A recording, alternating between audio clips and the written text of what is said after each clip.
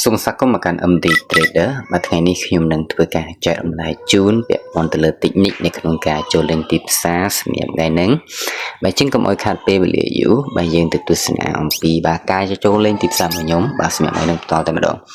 អូខេបាទអញ្ចឹងនេះខ្ញុំសម្រេចចិត្តធ្វើការ click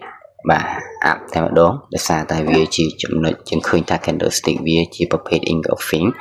បាទហើយក្នុងនេះបាទជាតម្រុយមួយដែលហៅថា stack okay stick វាប៉ះជាមួយនឹង oversold វាជាហេតុផលដែលធ្វើឲ្យខ្ញុំសម្រេចចិត្តធ្វើការចុច click buy អូខេជាងខ្ញុំមើលតើខ្ញុំនឹងអាចទទួលបានផលចំណេញឬក៏យ៉ាងណាបាទយើងទៅទស្សនាទាំងអស់គ្នា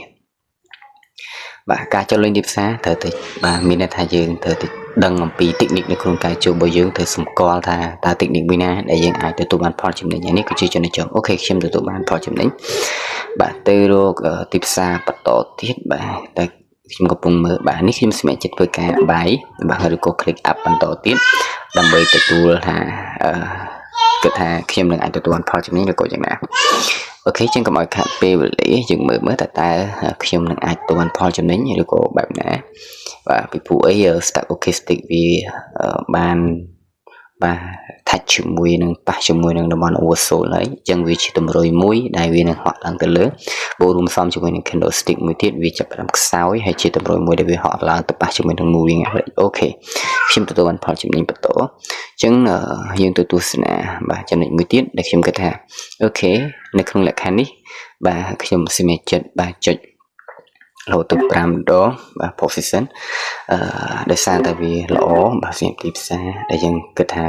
99% ហើយដែលយើងនឹងអាចទទួលបានផលចំណេញបាទអញ្ចឹងពុកម៉ែបងប្អូនអាចសាកទៅទស្សនាមើលបាទតើខ្ញុំនឹងអាចទទួលបានផលចំណេញឬក៏យ៉ាងណា